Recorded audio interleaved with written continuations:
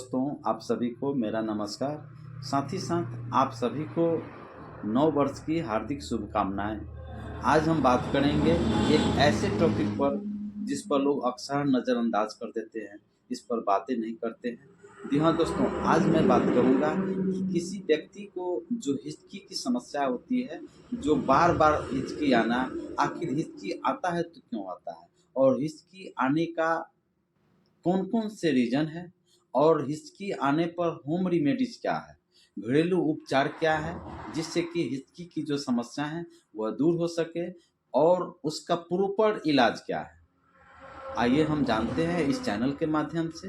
तो वीडियो में बने रहें और वीडियो को पूरा जरूर देखें। अगर आप मेरे चैनल में नए हैं या फिर पहली बार मेरे चैनल से जुड़े हैं तो प्लीज़ लाइक करेंगे, सब्सक्राइब जरूर करेंगे और वीडियो को अंत तक जरूर देखें। दोस्तों, हम साइंटिफिकली बात करें, वैज्ञानिक तरीके से बात करें, तो हिचकी आने की बात करें तो आपका जो डायफ्राम होता है, डायफ्राम में एसिड का रिफ्लेक्स होना होना कारण हो सकता है, या फिर यूं कहें तो आपका जो डायफ्राम होता है, डायफ्राम के मांसपेशियों में इरिटेशन होना, उसके आसपास डायफ्राम के मांसपेशियों में इरिटेशन होना, एसिड का रिफ्लेक्स होना, यह इसका मुख्य रीजन है। वैसे साइंस इस पर कार्य कर रही है कि प्रॉपर रीजन क्या है और इसको होने का जो कॉजेज है वो कौन सा है, इस पर साइंस कार्य कर रही है। आइए, और भी इसका कई एक रीजन होता है, कारण होता है, जिसके वजह से हिचकी की समस्या आता है। याद रखें, अगर 48 घंटा के अंदर में आपका एसिड जो रिफ्लेक्स करता है डायफ्राम, दोस्तों होता क्या है, जब हम लोग सांस लेते हैं तो आपका जो सांस जैसे सांस क्या होता है, ये जो डायफ्राम होता है, डायफ्राम ऊपर गया, यानी आपको एस्पिरेट करता है, संकुचन होता है, तो यहाँ पर इरिटेट होता है, जिसके वजह से आपको क्या होता है, आपको हिचकी की समस्या आता है। अगर हिचकी देखा जाए तो स्वतः 48 घंटा के अंदर में या कुछ ही देरों में, कुछ ही मिनटों में, आप कुछ ही घंटों में स्वतः ठीक भी हो जाता है। लेकिन कभी कभी 48 घंटा के अंदर में समय लगता है, ठीक होता है, लेकिन इसके आगे 48 घंटा यानी कि आपको देखा जाए तो कुछ दिनों, कुछ सप्ताहों या फिर कुछ महीने तक अगर हिचकी अगर नहीं जाता है तो ऐसे में यह गंभीर हो जाता है। तो दोस्तों, हम जानते हैं कि हिचकी आने का और भी कई एक रीजन है, वो कौन कौन सा रीजन है। दोस्तों, आपका पहला रीजन होता है कि पेट में एसिडिटी बढ़ना, पेट में गैस की समस्या बढ़ना। तो गैस बढ़ने से भी आपको डायफ्राम के में एसिड रिफ्लेक्स करता है, उस वजह से भी आपको हिचकी की समस्या आना। कॉन्स्टिपेशन रहना, कब्जियत रहना। नंबर 2 में लंबे समय तक या फिर कुछ ही समय के लिए कॉन्स्टिपेशन होना, उस वजह से भी आपको हिचकी आता है। दोस्तों, हिचकी आता है, इसी तरह से हिचकी आपको देखा गया है और आता है। तीसरा होता है कि हिचकी आने का तीसरा रीजन होता है कि हो सकता है आपकी गर्दन के आसपास या फिर गर्दन में गांठ बन जाना, ट्यूमर बन जाना, है ना, या फिर ग्लैंड हो जाना, इत्यादि कारणों के वजह से भी हिचकी आपको आता है। कभी कभी तो आपने देखा है कि कुछ इन्फेक्शन हो जाता है, जैसे आपको किडनी में इन्फेक्शन हो गया, या फिर लीवर में इन्फेक्शन हो गया, पेनक्रियाटाइटिस हो गया, या फिर फैटी लीवर हो गया, ग्रेड 1, ग्रेड 2, ग्रेड 3 इत्यादि आपको हो जाता है इन्फेक्शंस के वजह से, या तो बैक्टीरियल इन्फेक्शन हो, वायरल इन्फेक्शन हो, तो उस वजह से भी हिचकी आता है।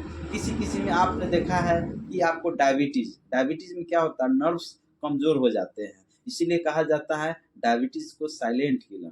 तो नर्व्स जब डैमेज होता है तो आपको डायबिटीज को हमेशा मैनेज करके रखना चाहिए। तो उस वजह से भी, नर्व्स के डैमेज के वजह से भी हिचकी की समस्याएं आपको देखने को मिलता है और आता है। इसके आगे और भी हिचकी आने का कारण होता है कि आपका इलेक्ट्रोलाइट का इम्बैलेंस होना, सोडियम की मात्रा बढ़ जाना या फिर घट जाना, पोटासियम की मात्रा बढ़ जाना या फिर घट जाना, कैल्शियम की मात्रा बढ़ जाना या फिर घट जाना, इस वजह से भी आपको हिचकी की समस्या आता है। कभी कभी आप देखते हैं कि आज के जो युवा पीढ़ी है क्या करते हैं, खाते समय लैपटॉप से जुड़े रहना, मोबाइल से जुड़े रहना, है ना, टीवी स्क्रीन से जुड़े रहना, खाते समय लोगों से बात करना, यह सारा रीजन आपको हिचकी की ओर इशारा करता है। कभी कभी तो इसमें क्या होता है, कभी कभी अन्न फंसने का भी डर होता है ना, इस वजह से भी आपको हिचकी आपको आता है। अनहेल्दी डाइट लेना, अनहेल्दी डाइट में जैसे ज़्यादा तीखा तेल मसाला स्पाइसेस का मात्रा ज़्यादा हो, तला हुआ, भुना हुआ, मसालेदार आइटम का सेवन ज़्यादा करना। आजकल लोग देखते हैं कि लोग ड्रिंकिंग करते हैं ना, दारू शराब मदिरा का ज़्यादा मात्रा में लेना, है ना, यह सभी स्मोकिंग करना, है ना, तंबाकू, है ना, बीड़ी सिगरेट का सेवन करना, यह सब के वजह से भी हिचकी की समस्याएं आपको देखने को मिलता है और होता है। दूसरी बात करें कि आपको कभी-कभी आपको एक्सेस खाना खाना, है ना? ज़्यादा खाना खाना, है ना? तेज़ी से फ़ास्ट खाना खाना, तेज़ी से खाना खाना, इस वजह से भी आपको इसमें हिचकी की समस्याएँ आपको आता है। या फिर आप देखें कि कोल्ड ड्रिंक्स से कभी आपको खूब काफ़ी एक्सेस ठंडे वाले कोल्ड ड्रिंक्स आप पी लिए, है ना? फिर लगले आप सिगरेट किसी-किसी का आदत होता है सिगरेट पीना या फिर कॉफ़ी पी लेना, है ना? फ्रिज का आइटम्स ले लेना, तो अत्यधिक गर्म सामानों का सेवन करने से भी हिचकी आता है और अत्यधिक ठंड के जो आइटम्स होता है, सामानें होता है, उस वजह से भी आता है। जल्दी-जल्दी खाना खाना, यह सब जो सामान है, जो कि आप ऐसा करते हैं, तो इसमें आपको हिचकी आती है। ज़्यादा देर तक चिलगम का चबाना, है ना, डिप्रेशन का दवाई खाना लंबे समय तक, बहुत सारी ऐसी दवाइयाँ हैं जो आप लंबे समय तक खाते हैं, इस वजह से भी हिचकी की समस्याएं आता है। दोस्तों, डेक्सामेथासोन का आपने नाम सुना ही है, जो कि उसका सेवन करने से डेक्सामेथासोन दवाइयों के या फिर इंजेक्शंस के लेने से भी हिचकी की समस्या आता है। तो ऐसे हालत में आपको डेक्सामेथासोन की इंजेक्शन है जो आपको नहीं लेने की ज़रूरत है। तो इस तरह से आपको हिचकी की समस्याएं आपको आता है। बात करें कि गर्भवती महिलाओं में भी मैक्सिमम महिलाओं में देखा गया है हिचकी आता है। तो उसमें क्या होता है कि जब बच्चे का जब वेट स्टोमक पर पड़ता है, तो जब स्टोमक पर पड़ने के कारण आपको डायफ्राम पर दबाव पड़ता है। जब डायफ्राम पर दबाव पड़ता है, उस वजह से भी आपको हिचकी आती है, गर्भवती महिलाओं को हिचकी आती है। कभी-कभी जो फीटस होते हैं उसमें भी हिचकी की समस्या आती है और बच्चे को ऑक्सीजन लेने के लिए माँ लंबा-लंबा साँस लेती है, तो इस वजह से भी हिचकी आपको आता है। तो बहुत सारे कारण हैं जो आज मैंने आपको बताया हिचकी आने का, बहुत सारे रीज़न के बारे में आज आप जाने। अब हम बात करें होम रेमेडीज़ की बात करें कि कौन-सा ऐसे आयुर्वेदिक तरीके से, नेचुरल तरीके से, बिना डॉक्टर्स के संपर्क में आपको कैसे जाएगा। दोस्तों याद रखें, अगर 24 घंटा के अंदर में आपका हिचकी स्वतः चला जाता है, तब तो कोई दिक्कत नहीं है, मैक्सिमम चला भी जाता है। अगर 24 घंटा से अधिक हो जाए, ऐसे में आपको लापरवाही नहीं करने की ज़रूरत है। ऐसे में आपको जो जो डॉक्टर्स होते हैं, जो रजिस्टर्ड डॉक्टर्स होते हैं, जो आपको पेशेवर चिकित्सक होते हैं, उनसे आपको परामर्श लेनी है। वो फिजिकल रूप से एग्जामिन करते हैं, क्लिनिकली रूप से आपको देखते हैं, आपकी जो समस्याएँ हैं वो सुनते हैं और उसके मुताबिक उसका निदान निकालते हैं, उसकी रास्ता निकालते हैं और दवाई आपको चलाते हैं, जिससे कि आपकी जो हिचकी की समस्याएँ आपका दूर होता है। याद रखें, सेल्फ मेडिकेशन कभी नहीं भूल से लें, क्योंकि आपको पता नहीं होता है कितनी डोज़ में लेना है, कितनी मात्रा में लेना है, कितने समय लेना है, कब-कब दवाइयों का लेना है, यह पता नहीं है। आप अगर ले लेते हैं तो इससे आपको काफ़ी नुकसान पहुँचता है। हम जानते हैं कि होम रेमेडीज़ क्या है, जिसके वजह से आपको हिचकी की समस्याएँ चला जाएगा। तो ऐसे में आपको पानी खूब पी लेना है, पानी खूब पीना चाहिए, है ना? दूसरी बात है खट्टे-मीठे।